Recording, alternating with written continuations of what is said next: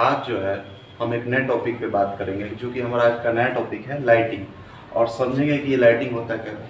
ये लाइटिंग जो कि हम जानते हैं आम भाषा में कि जो आकाशीय बिजली जो गिरती है और इससे बहुत सारे इसके दुष्परिणाम भी होते हैं, तो इसके बारे में हम समझेंगे।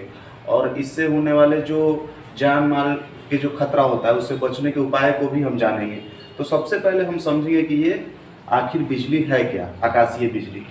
तो हम जानेंगे कि जब हमारे आसपास के तालाब या नल या नाले वगैरह से जब पानियाँ जो इकट्ठा रहती है उसमें, और उससे जो सूर्य की किरणों के द्वारा जो वेपराइज करके ऊपर ले जाया जाता है, तो किस फॉर्म में जाता है, तो वेपर के फॉर्म में जाता है। लेकिन हमको जानना होगा, सबसे पहले समझना होगा कि ये वेपर जाके बादल बनता कैसे है। तो हमारा जो एक स्ट्रक्चर है वायुमंडल का कि 165 मीटर के बाद जो है टेम्परेचर क्या होता है, 1 डिग्री सेल्सियस कम हो जाता है। ये क्वेश्चन भी आता है कि कितने डिग्री टेम्परेचर जो है, कितना डिग्री ऊपर मीटर जाने के बाद टेम्परेचर गिरता है। तो 165 मीटर के बाद 1 डिग्री सेल्सियस क्या होता है, टेम्परेचर गिर जाता है। तो वैसे ही होता है हमारे साथ भी। हमारे जो ये जो वेपर बन के जो ऊपर की तरफ जाते हैं, तो वो क्या हो जाते हैं, उसमें जो उसके कण जो होते हैं वेपर के, वो धीरे धीरे ऊपर की तरफ उठते हैं। और वो जाके क्योंकि ये बादल जो बनता है लगभग 8 से 15 किलोमीटर के बीच में ही बनता है, तो ये जाके वहाँ पे स्टेबल हो जाते हैं, स्थिर हो जाते हैं।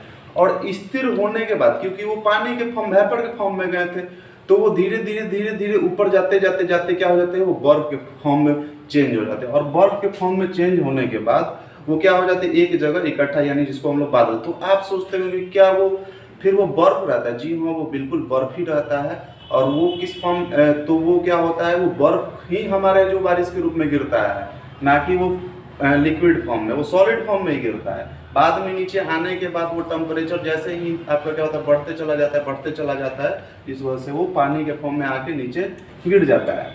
खैर, हम समझ रहे थे कि बिजली के बारे में। तो ये फिर बादल बनने के उपरांत होता क्या है कि कुछ बादल इस तरह का बनता है।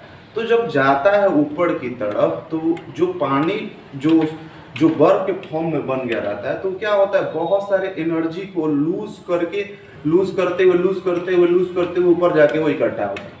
और इकट्ठा होने के दौरान वो किस फॉर्म में रहता है, तो पॉजिटिव फॉर्म में रहता है वो बर्फ।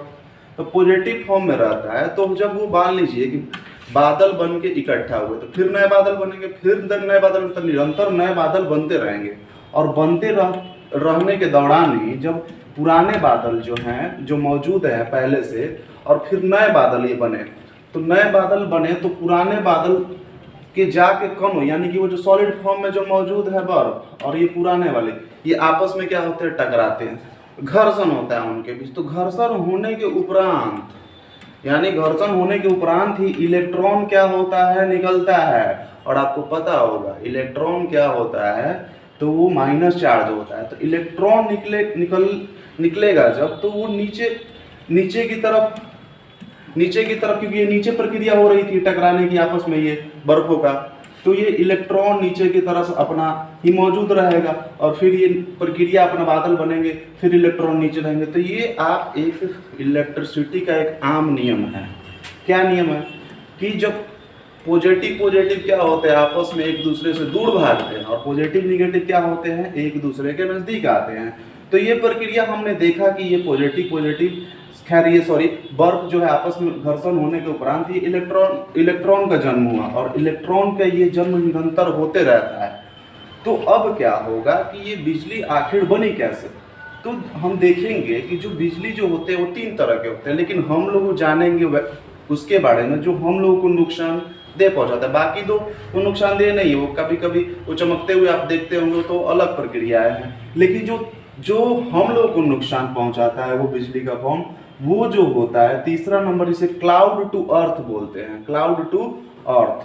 तो ये क्लाउड टू अर्थ यानी कहने का मतलब है कि ये निगेटिव फॉर्म में जो है, जो इलेक्ट्रॉन का जो जन्म हुआ घर्षण के उपरांत, ये क्या करेगा, ये अपने को आकर्षित करने के लिए जो मौजूद पृथ्वी पे जो आकर्षित पॉजिटिव होंगे उसकी तरफ ये आकर्षित होगा, इसीलिए इसका हम लोग ने क्या नाम दिया, क्लाउड टू अर्थ। अब होता क्या है कि धरती पे मौजूद बहुत सारे ऐसे पेड़ पौधे हैं, कभी कभी हम लोग सुनते होंगे कि ऊंचे ऊंचे पेड़ पौधे पे ही क्यों गिरता है बिजली, काफ़ी ऊंचाइयों पर ही क्यों गिरता है, काफ़ी ऊंचे ऊंचे मकान पे ही क्यों गिरता है। तो इसका सबसे बड़ा कारण है क्योंकि जो ये निगेटिव चार्ज है वो पॉजिटिव को सर्च करने लगता है।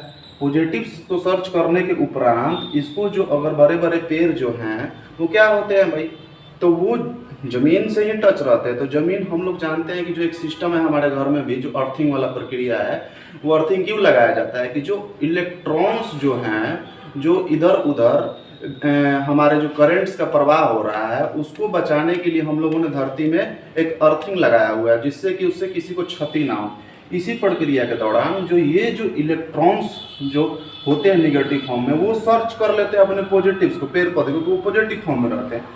और इन्हीं प्रक्रिया के दौरान अगर कोई उसके आसपास या बीच में रहता है तो उसको अत्यधिक मात्रा में क्षति पहुंच जाती है और उससे नुकसान। और आपको जान के आश्चर्य होगा कि इतना इसका वोल्ट अधिक होता है, कम से कम लगभग 10 करोड़ से भी अधिक क्या होता है इसका टेम्परेचर, 10 करोड़ से भी ज़्यादा इसका टेम्परेचर अधिक होता है, वोल्ट इसका 10 करोड़ से भी ज़्यादा वोल्ट इसका अधिक होता है, जिसके कारण आप समझ सकते हैं कि कितना अत्यधिक क्षति पहुंचता होगा।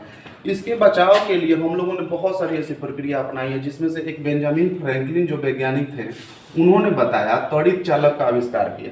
त्वरित चालक क्या था कि बड़े बड़े ऊंचे ऊंचे मकानों पर अधिकांशतः बिजलियाँ क्या होती थी, गिरती थी, जिस वजह से बचने के लिए उन्होंने क्या बताया कि कॉपर का एक रॉड सबसे उचली मंजिल पे क्या कर दिया जाए, लगा दिया जाए, जिससे क्या होगा कि वो जो इलेक्ट्रॉन्स जो निगेटिव फॉर्म में है ये इसको अपनी तरफ आकर्षित करके इसको क्या करेगा, किससे अटैच रख, जमीन से अटैच रखने के लिए उन्होंने बताया। तो ये क्या चला जाएगा, नीचे जमीन की तरफ चला जाएगा, उससे किसी को क्षति भी नहीं पहुंचेगी। तो ये प्रक्रियाएं हुई। लेकिन कभी कभी होता क्या है कि हम देखते हैं कि हम जब बिजली चमकती है तो हम खुले मैदानों की तरफ भागते हैं या फ़ोन से बात करते हैं, तो ऐसा कभी भी नहीं करना चाहिए। इससे क्या होता है, क्योंकि वो पॉजिटिव आप ही बन जाते हैं और जिस वजह से आपको क्षति पहुंच जाती है। और मोबाइल से बात करने के दौरान, बाबू सोना करने के दौरान कंडक्टर खोज लेगा, कंडक्टर खोजने के दौरान आप क्या हो जाएगा, ऊपर की तरफ रास्ता देख लेंगे। तो ये सब काम भी नहीं करना चाहिए। जब भी बिजली आए तो अपने आप को सुरक्षित स्थान यानी घर के अंदर, ना कि जाके बाहर की तरफ जाके देख रहे हैं कि कैसे बिजली चमक जाए, तो उसमें आप भी समाप्त हो जाइएगा। तो ये सब कार्य नहीं करना चाहिए। अब हम जानेंगे कि ये चीज़ हम देख रहे थे कि भाई बिजली बना, बिजली के ऊपर आती है घटनाएं हैं। बेंजामिन फ्रैंकलिन, ये याद रखिएगा, बेंजामिन फ्रैंकलिन ने दिया था त्वरित चालक आविष्कार, उन्होंने समझाया ये सब चीज़ों को। अब क्या है कि हमको जान के आश्चर्य होगा कि हम जिस प्रदेश में रहते हैं यानी बिहार में, वहाँ पे सबसे अधिक बिजली से ही मौत होती है। तो इससे हम लोग अत्यधिक सावधानी सतर्कता बरतनी होगी, जिसके उपरांत हम इससे क्या हो सके, बच सके। और बाकी जो, क्योंकि अगर ये चीज़ें अधिक, ये नेचुरल फिनोमिना है और नेचुरल फिनोमिना के अंतर्गत ये चीज़ें हमेशा होती रहेंगी, और खासकर बारिश वाले दिनों में, क्योंकि ये बारिश वाले दिनों में ही देखना मिलता है। और आप बोलिएगा कि तो इस ये जो घर्षण भी होता है, ये जब ये एक दूसरे को आकर्षण करता है तो वहाँ पे क्या लाइटिंग भी दिखता है, और दिखने के उपरांत क्या होता है, आवाज़ भी होता है। तो खैर आप जानते हैं कि पहले लाइट ही दिखता है, उसके बाद ही साउंड का, क्योंकि लाइट का स्पीड क्या होता है, साउंड से अत्यधिक होता है, इस वजह से पहले वो दिखता है। तो फिर हम समझे कि ये चीज़ें, ये प्रक्रियाएँ होती है जिस वजह से हमारे ये परिघटनाएँ घटती रहती है आए दिनों। और हम लोगों ने ये देखा कि ये जो चीज़ें हैं किस प्रक्रिया के द्वारा घटित हुई। और आप जानेंगे कि ये जब ये भारत के अधिकांश तो प्रदेशों में घटित होती है, पंजाब में सबसे अधिक, लेकिन मौत कहाँ होता है, तो बिहार में। और आपको एक चीज़ जान के और अत्यधिक आश्चर्य होगा कि ये जो लाइटिंग जो होता है यानी बिजली का आना, ये सबसे अधिक वेनेजुएला में ही होता है। वेनेजुएला में तो लगभग प्रतिदिन आपको 30 या 35 देखने को मिल जाता है। तो ये परिघटना बहुत अत्यधिक मात्रा में देखने को मिलता है। और खैर हम लोगों ने इसको अच्छी तरह से समझा, जाना कि ये बिजली क्या होती है और क्यों आती है। आशा करते हैं कि आप लोग अच्छे से समझे होंगे।